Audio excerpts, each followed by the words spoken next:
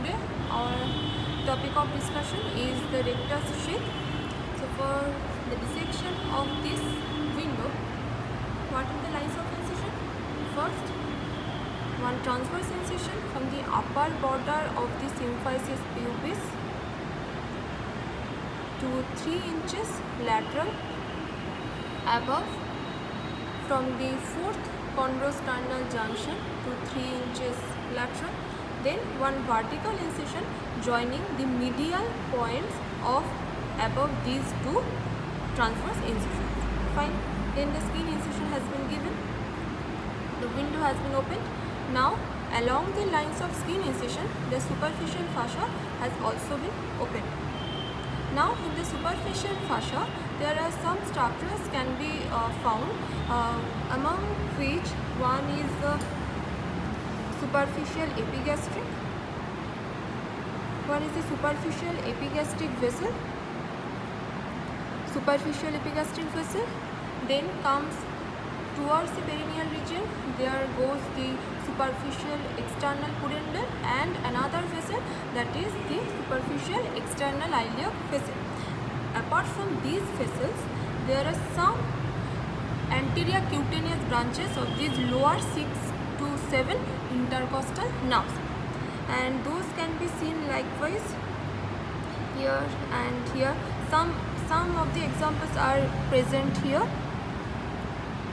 Here, these are the anterior cutaneous branches of the lower 6 or 7 intercostal nerves.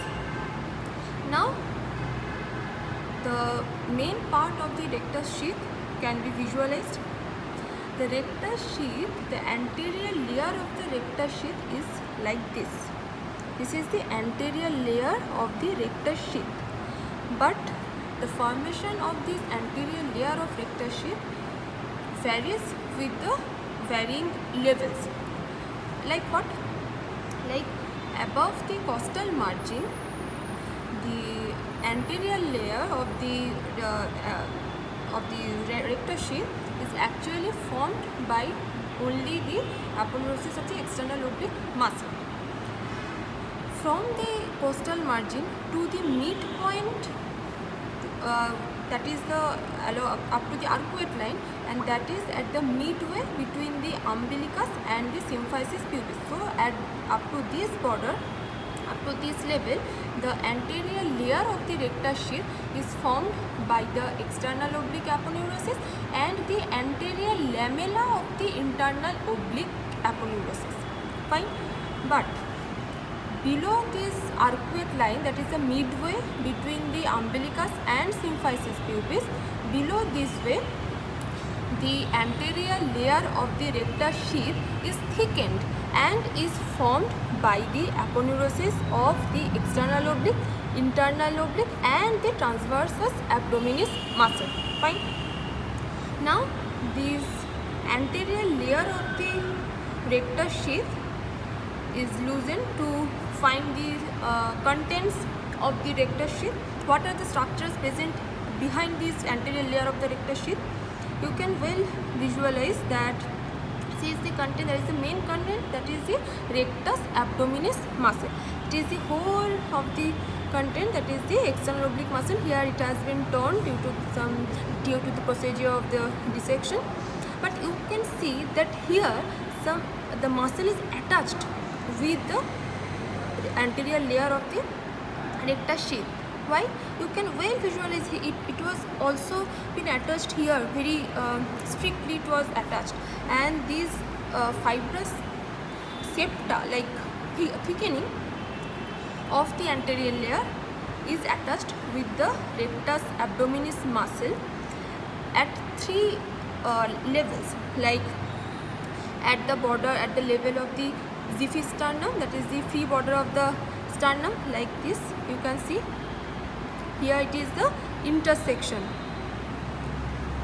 where the anterior layer is very much tightly attached with adherent with the rectus abdominis muscle. Another is at the level of the umbilicus. You can see it over here like this. This is the thickening of the fibrous intersection adherent with the muscle. The third one is at the level in between these two, like at the border of the free border of the xiphisternum, at the level of the umbilicus, and in between them. That is the here. You can see that here it is strictly adherent, very much tightly attached with the muscle. I cannot loosen it. I cannot loosen the anterior layer of the rectus sheath from the rectus abdominis muscle. Got it? Okay, fine. Now you should know that along with this rectus abdominis muscle, another muscle may be present within the rectus sheath. What is that? That is the pyramidalis muscle. That is actually present at the inferomedial part of the rectus abdominis, but here it is not present. In some cases, pyramidalis muscle is present at the inferomedial part of the rectus abdominis muscle. So the contents should be the two muscles, rectus abdominis and the pyramidalis muscle. And two vessels. There is the anastomosis of inferior epigastric and the superior epigastric vessel. Here you can see the inferior epigastric vessel. Inferior epigastric vessel, and here goes your superior epigastric vessel. Here goes your superior epigastric vessel, and these two anastomos, actually in some cases these two vessels anastomos behind the muscle, but in front of the posterior layer of the rectus sheath, and these two anastomos at the substance of the rectus abdominis muscle. In some cases these two anastomos behind this muscle, and in maximum of the cases these two vessels, inferior epigastric and superior epigastric vessels, anastomos, actually they enter into the substance of the muscle and then they anastomos. Fine. And where does this inferior epigastric vessel enter into the muscle? That is at the level of the arcuate line. So the importance of the arcuate line is that at that level the inferior epigastric muscle enters into the rectus abdominis, and that is actually the inferior epigastric muscle, inferior epigastric vessel enters into the rectus sheath. And another significance of this arcuate line is that it is concave downwards. It is arched. That is why its name is arcuate. It has a concavity downwards, and below this level, below this arcuate line, the posterior layer is deficient. That is, the posterior layer of the rectus sheath is deficient. So, but you can also see, but you can you should also remember that this rectus sheath and the rectus abdominis muscle should always be retracted laterally, not lateral to medial. Why? Because from the lateral border of the rectus sheath or the rectus abdominis, there is a linea semilunaris, and through that border the intercostal nerves actually pierce.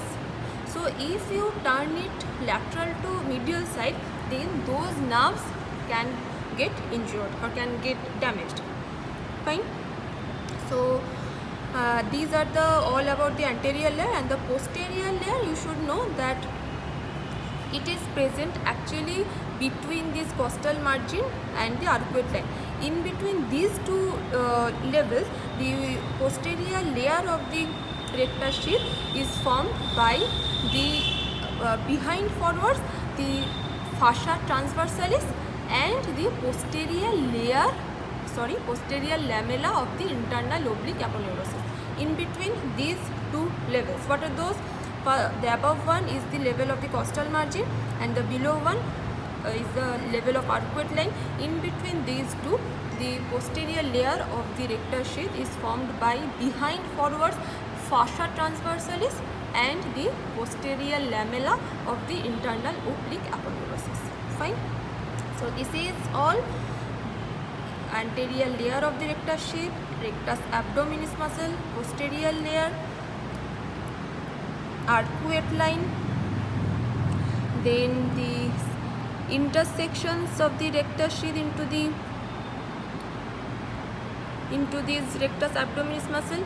Actually, the reason behind the formation of abs is these intersections. Okay, and these intersections can also be called as the abdominal ribs.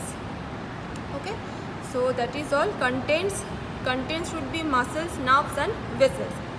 Fine, that is all. Thank you.